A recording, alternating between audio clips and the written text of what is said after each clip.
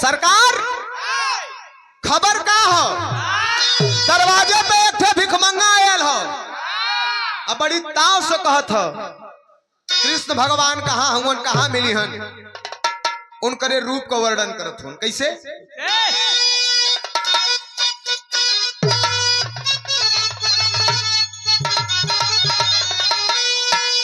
कलन की पौआ बनहिया और न माथे पगड़ियो ए सरकार न तो पैर में चप्पल है और ना तो सिर पे पगड़ी है लेकिन पूछा था कि कृष्ण भगवान से मिलादा कहो था कहाँ हूँ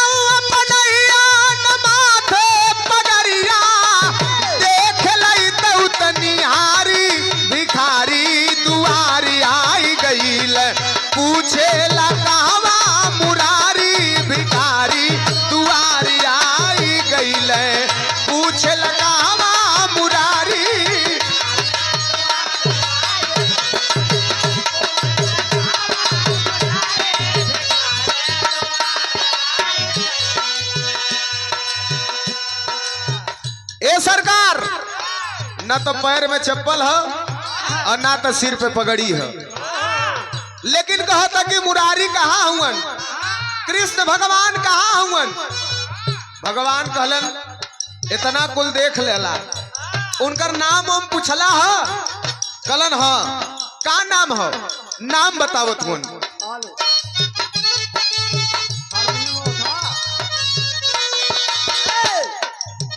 नमवा बतावे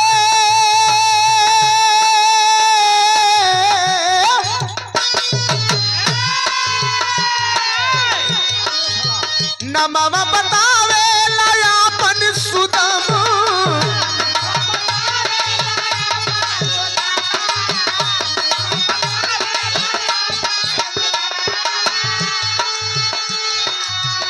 ए सरकार नाम पूछली है का नाम हो सरकार अपन नाम सुदामा बतावत हो भगवान कलना का कला हो का नाम बतौलन हो कल सुदामा भगवान जब सुदामा सुनलन तब नमवा बतावे लायापन सुदामा सुनत बचनिया चले घना श्यामा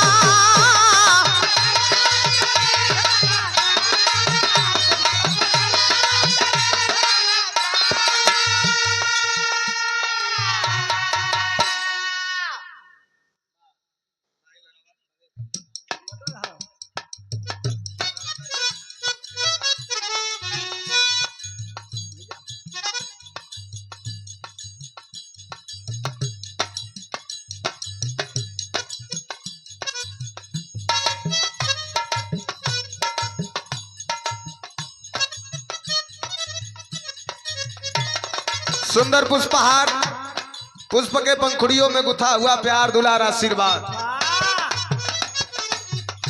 और एक सदगुरु भगवान श्री स्वामी जी के प्रसाद स्वरूप अंग वस्त्र साफा और 201 रुपए का आशीर्वाद आदरणीय आप प्रधान जी बुर्रा से हमरे मदन यादव प्रधान जी की ओर से आशीर्वाद है बहुत बहुत प्रणाम हो उपस्थित जनता का प्रणाम आशीर्वाद के इच्छा ता जिंदगी रहे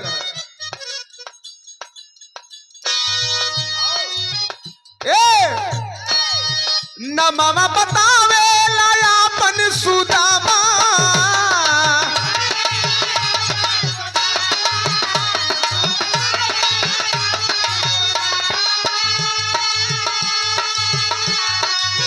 सुनत बचनिया चले घना श्यामा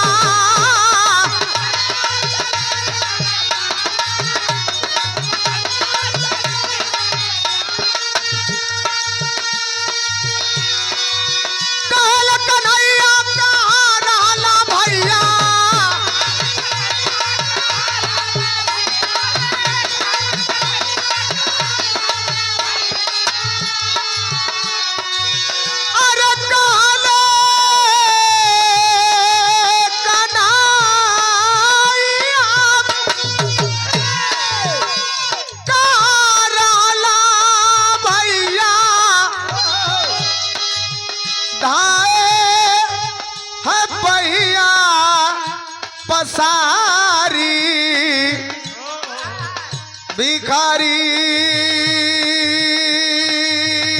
दुआरी आई गईल, भिखारी दुआरी आई गईल, धैली हल भरया कवारी, भिखारी दुआरी आई गईल, धैली हल भरया कवारी।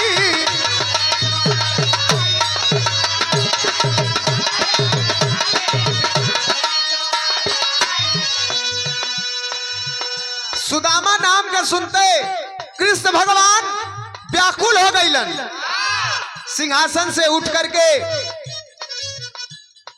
दरवाजे के तरफ दौड़ दहलन।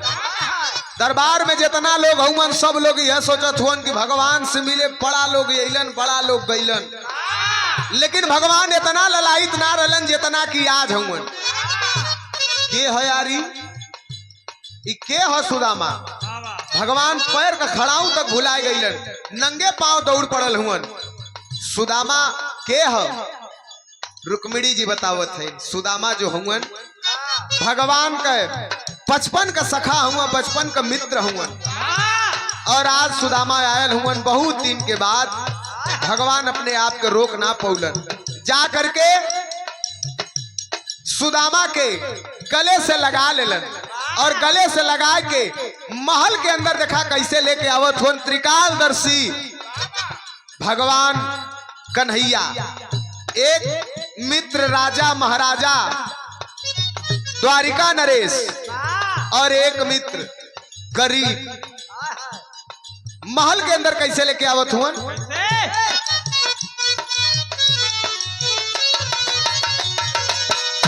अरे करते यदरवा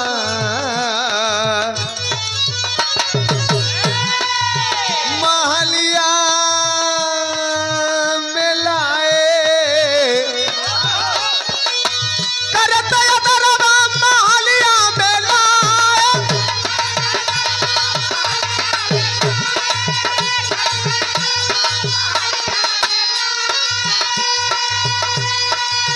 अपने यसनवा पर उन बैठाए, अपने यसनवा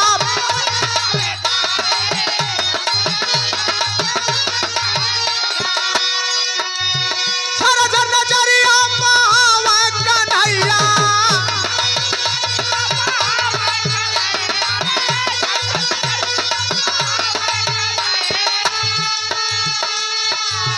अरे झरी झरी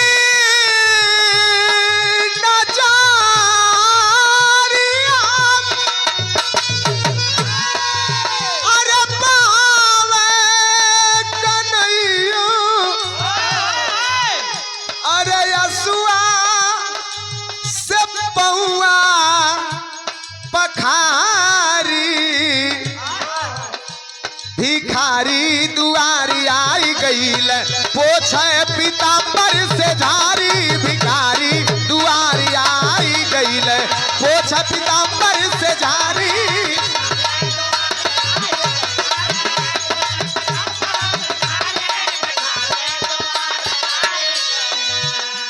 ए भैया, भगवान सम्मान के साथ महल में लेके अलन, अल्लाह करके अपने ही सिंहासन पे, अपने ही आसन पे बैठाए के सुदामा के चरण के पास भगवान बैठ गईलन। तीनों लोक का मालिक द्वारिका नरेश, आनंद कंद सच्चिदानंद श्री कृष्ण भगवान सुदामा के पैर के पास बैठ गईलन, और यही पैर के सोहरावत हुआ। भैया बड़ी लंबी दूरी तय करके आल हुआ, पैर बेवार तोहार फट गयल है। रुक्मिणी से कहलन कि तनी पानी लेकर के आवा, पांव पखारब। रुक्मिणी भागल भागल गए हैं पानी लियावे के लिए।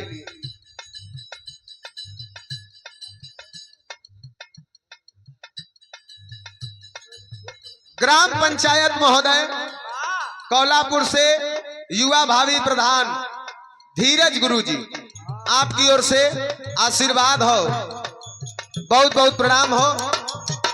विजय का ताज आपके सिर पे सजे, बहुत बहुत धन्यवाद, प्रणाम है। उपस्थित जनता को प्रणाम है। रुक्मिणी गई पानी लियावे के लिए, तो देखा भगवान लीलाधारी हुआ, हमेशा उनकर लीला चलत रहल। रुक्मिणी के पानी लियावे में थोड़ा सा लेट हो गयल, भगवान के आंख से आंसू निकल गए और वही आंख के आंसू से उनकर चरण पखारे शुरू कैलन। यहीं पे नरोत्तम दास लिखले हुन कि ऐसे हाल बेवाइन सो पग कंटक जाल लगे पुनि जोए, हाय महा दुख पायो सखा तुम आय इतय न कितय दिन खोए। देख सुदामा की दीन दशा करुणा करके करुणा निधि रोए, पानी परात का हाथ छुए नहीं नैनन के जल से पग धोए।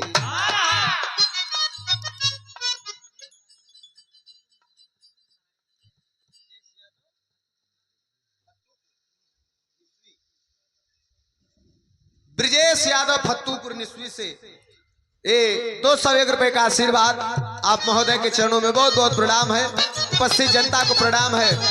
चलो पखरले के बाद भगवान हाल चाल करे लगलन कि ऐ मित्र बहुत दिन के बाद अइला हो, ई बतावा सुदामा के पत्नी का का नाम रहल मालूम है?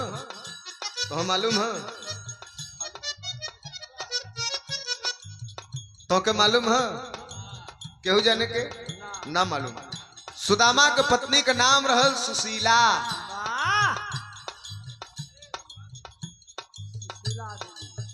सुशीला कहा हमार भाभी हमारे बदे का भेजले हैं। सुदामा थोड़ा से चावल का पोटली ले ले रहलन, ओके लगलन छिपावे। सोचे लगलन कि तीनों लोग का मालिक द्वारिका नरेश भगवान के तई से चावल का पोटली देही। लजात रहलन, एक भरे दरबार में बैठल हुवन, इनकर सब लोग जाने पहचाने वाला यह कहियन कि दिखाई कहाँ का दलितर आयल है।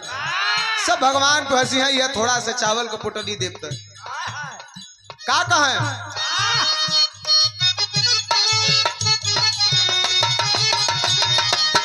मोहन कहे मनमा मोहि लेला भाई,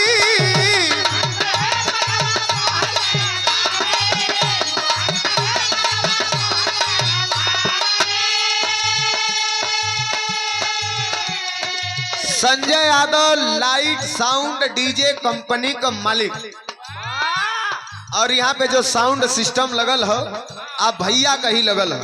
बहुत बहुत प्रणाम हो। बहुत अच्छा साउंड हो, मशीन तो हर एक नंबर का हो। यहाँ वाली मशीन बहुत अच्छा हो, घरे वाली कैसन हो आप डबल मशीन हो वो ठीक है। डबल मशीन कैसन है भैया? डबल मतलब एक खेतही बजावत हूँ बाबू। अच्छा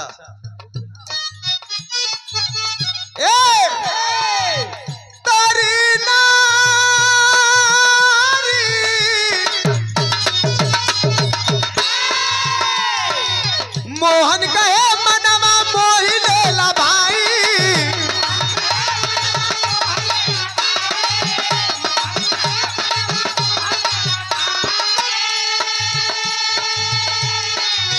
भौजी कवन चीज में भेजवाई,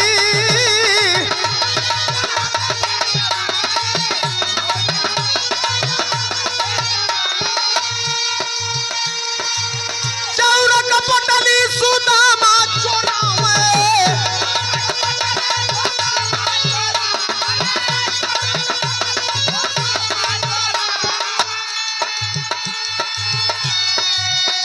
अरे खींचन लगे है बनवारी भिखारी दुआरी आई गई खोले पोटलिया समारी।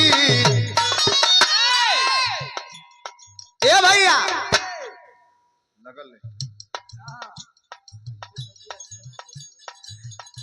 भगवान देखा भाव का भूखायल हुआ, चावल को पोटली छीन लेलन। कवन चावल रह कोदो सवा फटल चिथल कपड़ा में भगवान के छीन लेलन, कलन की तू बचपन का चोट्टा आदमी हुआ। गुरुकुल से निकल ललिया गैया चरावे के लिए, गुरुजी चना देले रहलन कि रास्ते में भूख लगी तो दोनों जाने खा लिया। बरसात हो गयल, पेड़ के छाया में रह ली जा।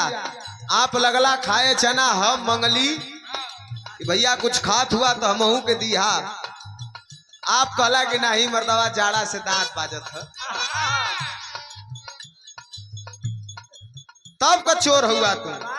आजो चोरावत हुआ। भगवान छीन के ओके खोल लेलन और खोल के खाए शुरू कैलन तो देखा ऐजा गाना सिद्ध करी कि भगवान भाव का भूखायल हुआ, भाव के बसीभूत भगवान है। नहीं तो दुर्योधन जो होता न रहलन महल खजाना सब पड़ल रहल, लेकिन 56 प्रकार का भोजन बनल रहल और सब छोड़ के विदुर विदुरानी के घरे केला का छिलका खा के आनंदित हो गई। भगवान भाव का भूखायल हुआ।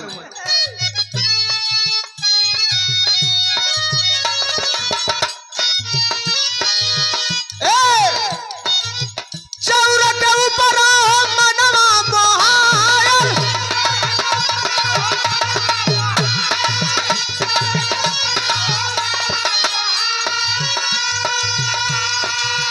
चौरा के ऊपर मनवा मोहायल, जैसे कि जन्म कराल भूखायल, जैसे कि जन्म।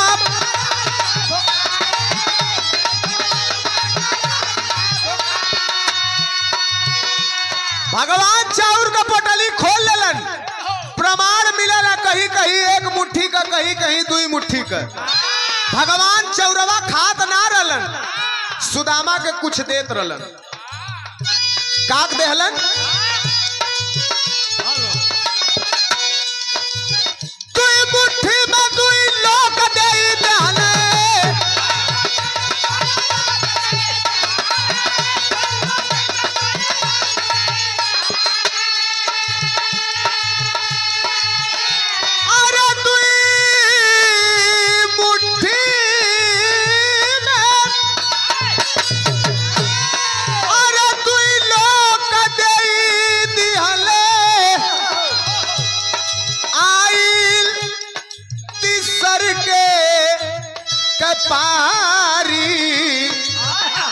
भिखारी दुआरी आई गईल, रोकली रुक्मिणी दुलारी, भिखारी दुआरी आई गईल, रोकली रुक्मिणी दुलारी।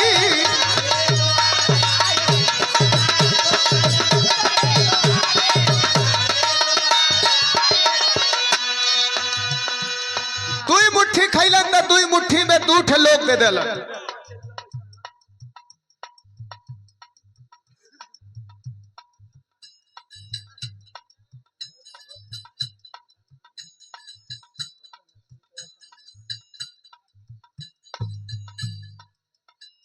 कराठी से आदरणीय आप संजय कुमार शर्मा जी पूर्व बीडीसी महोदय, आशीर्वाद 101 रुपया।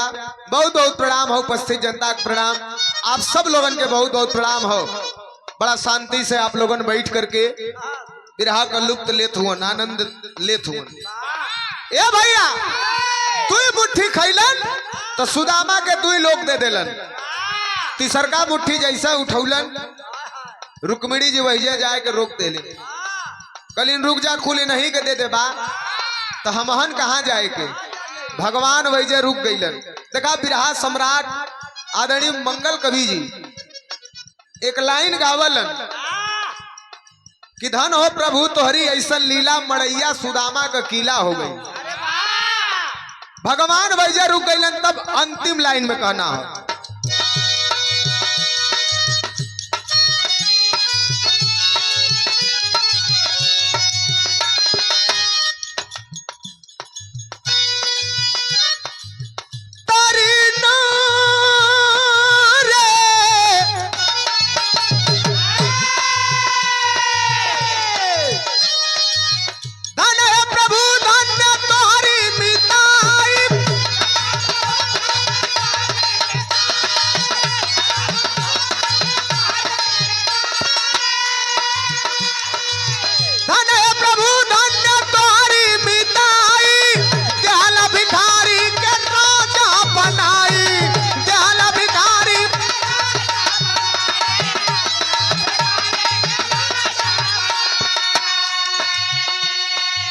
आगे वाली लाइन बड़ा खूबसूरत लाइन हो और कवि जी के बहुत बहुत धन्यवाद देव। जितना गहराई में उनके डूब के लिखत बनल, डूबलन और लिखलन। का लिखलन? अरे कवि चंद्रिका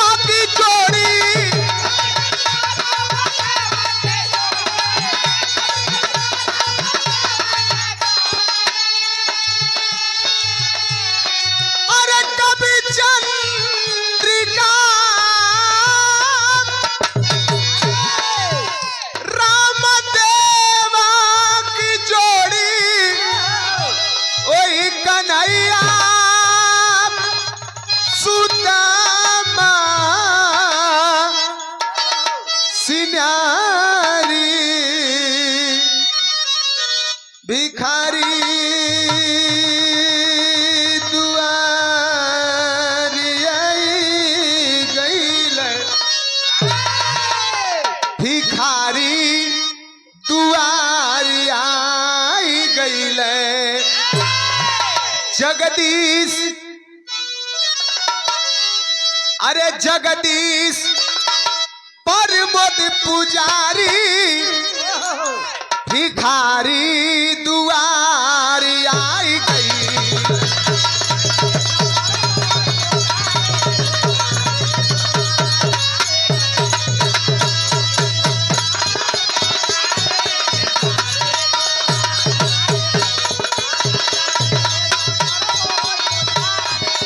अरे भिखारी दुआरी आई